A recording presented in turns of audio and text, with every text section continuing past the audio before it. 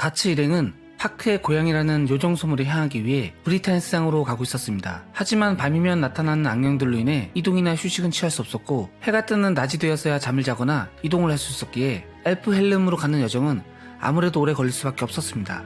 여느 날처럼 해가 지기 전 휴식을 취하기 위해 어느 한 중턱에서 자리를 잡았을 때 갑자기 한 괴한이 나타나 캐스커와 파르네즈를 납치하려 했고, 다행히 비명소리를 듣고 달려온 이시도르가 그를 저지했지만 그 괴한은 분명 인간의 모습이 아니었습니다.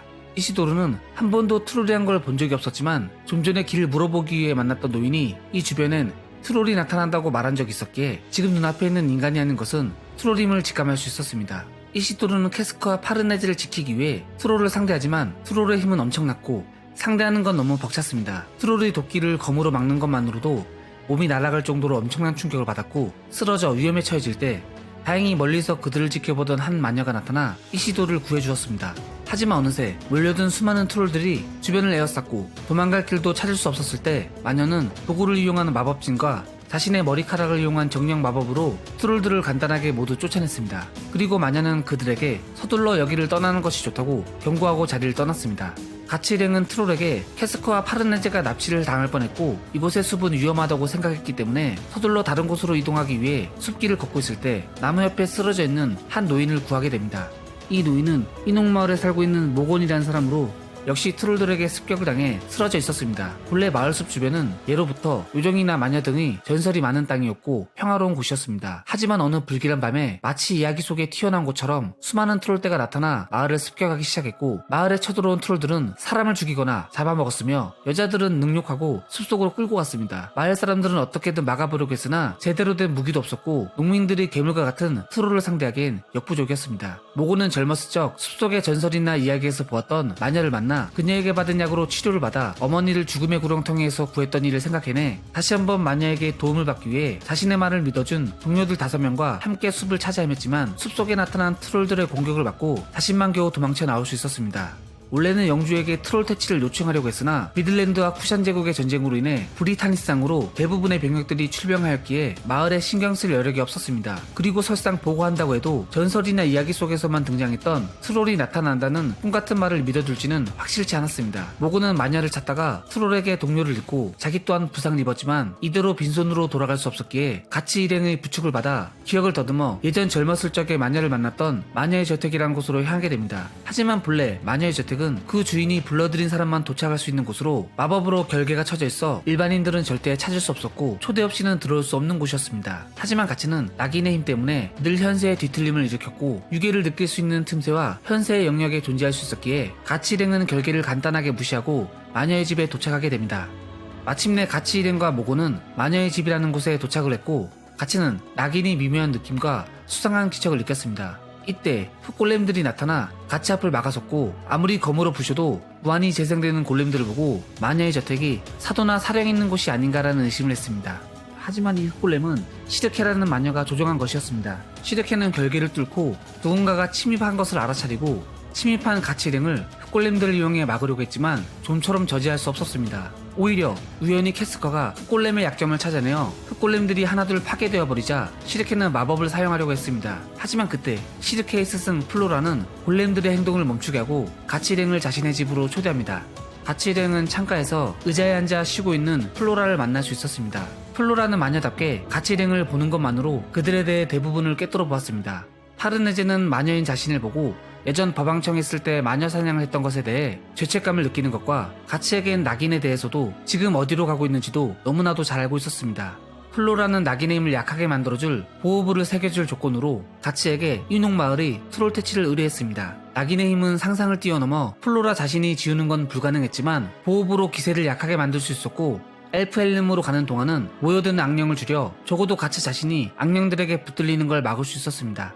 물론 가츠는 이들에게 어울려줄 의리는 없었고 그럴 시간도 없었지만 지금부터 엘프 헬름으로 가는 여정은 너무나도 멀었고 캐스커와 자신과 함께하는 일행들을 위해 낙인의 힘을 약하게 만들어줄 보호부는 여정의 안전을 위해 필요한 것이었습니다. 그래서 가츠는 흔쾌하게 플로라의 말에 승낙을 하고 트롤 퇴치를 하기로 합니다.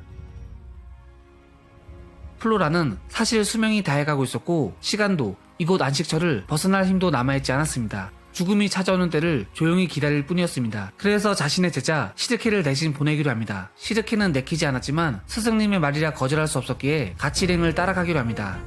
마녀의 집에서 가츠와 캐스커는 오랜만에 해가 진 저녁에 휴식을 취할 수 있었습니다. 플로라는 가치 일행이 자신이 있는 곳으로 올 것임을 원래부터 알고 기다리고 있었습니다. 유기에 있는 어떤 친구에게 언질이 있었고 작은 날개에 이끌린 낙인의 사람들이 자신의 숲에 찾아온다는 이야기를 들었습니다. 플로라의 오랜 벗은 찾아온 이들에게 힘을 빌려줬으면 하고 부탁을 받았었습니다.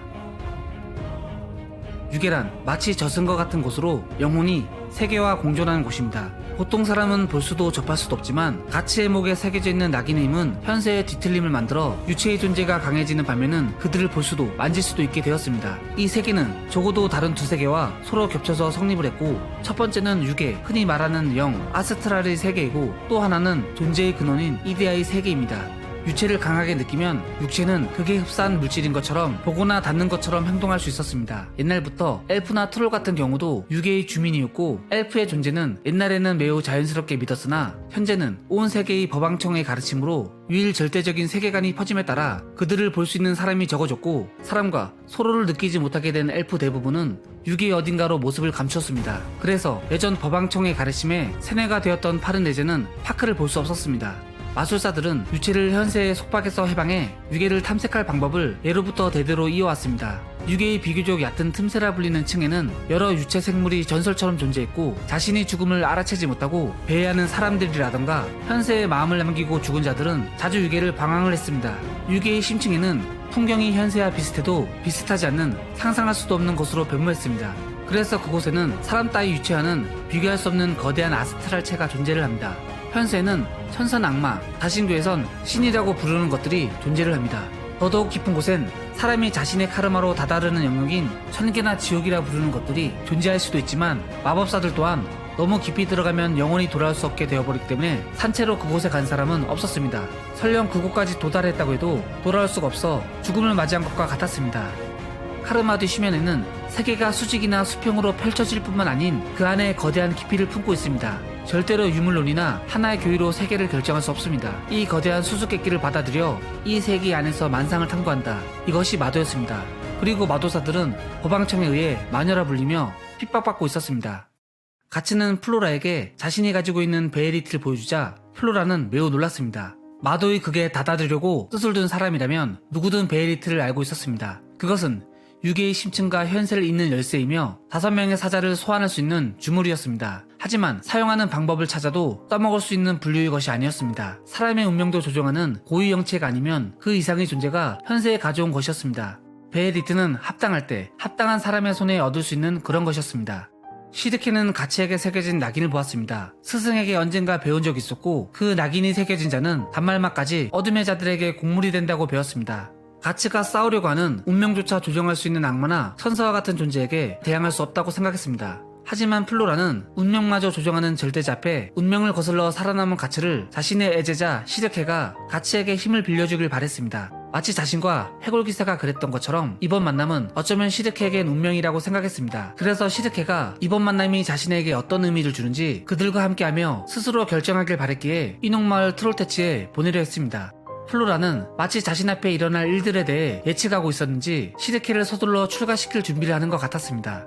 그날 밤에 가치 일행은 시드케에게 정령의 가호를 받은 마법 무기를 받을 수 있었고, 그 무기들의 성능은 실로 엄청났습니다. 바람의 정령이 깃든 무기는 손에 닿지 않는 물건을 예리한 바람의 힘으로 간단하게 잘라버렸고, 셀러맨더의 힘이 깃든 단검은 닿는 모든 걸 태워버리는 범상치 않는 마법 무기였습니다. 이 무기들은 정령과 유괴의 힘을 강하게 믿고 엘리멘탈들과 신뢰가 깊어지면 깊어질수록 더 큰 힘을 빌려주는 무기였습니다. 시드케는 가치에게도 정령의 무기를 주려고 했지만 가치는 전장에서 가장 손에 익은 걸 가져가고 싶다는 이유로 거절합니다. 사실 사도들과의 싸움에서 수많은 망령들의 기운을 흡수한 드래곤 슬레이어만큼 유괴의 존재들에게 강한 무기는 없었습니다. 시드케는 가츠가 메고 있는 드래곤 슬레이어를 보고 원인 모를 검은 기운을 느꼈습니다. 여튼 가치 일행은 마법으로 보호받고 있는 이곳 마녀의 안식처에서 모처럼 푹 쉴 수 있었습니다. 마녀의 집에서 쉬는 동안 여행 도중에 생긴 상처나 피로들은 깔끔히 나았습니다. 마녀의 집은 유괴였고 유괴와 현세의 틈새에 걸쳐져 있었기에 본래 자신의 모습에 육체가 순응을 했고, 작은 상처나 새로 생긴 상처는 아무렇지도 않게 나아버렸습니다. 원래 시르케는 캐스커를 플로라에게 맡겨두려고 했으나 가츠는 지금까지 캐스커를 내팽개치고 좋은 꼴을 본 적이 없었기에 마녀의 집이 보호부로 인해 안전한 건 알고 있었지만 캐스커를 자신의 검이 닿는 곳에 두고 싶다고 하며 트롤 퇴치를 위해 함께 인옥마을로 향합니다. 이때 가치 일행이 떠나는 걸 지켜보는 이가 있었는데 그는 플로라가 말한 유괴의 친구이자 오랜 벗으로 작은 날개에 이끌려온 가치 일행을 도와달라고 부탁한 인물이었습니다. 그의 정체는 해골 기사였습니다. 지금까지 독고였습니다. 영상 시청해주셔서 감사합니다.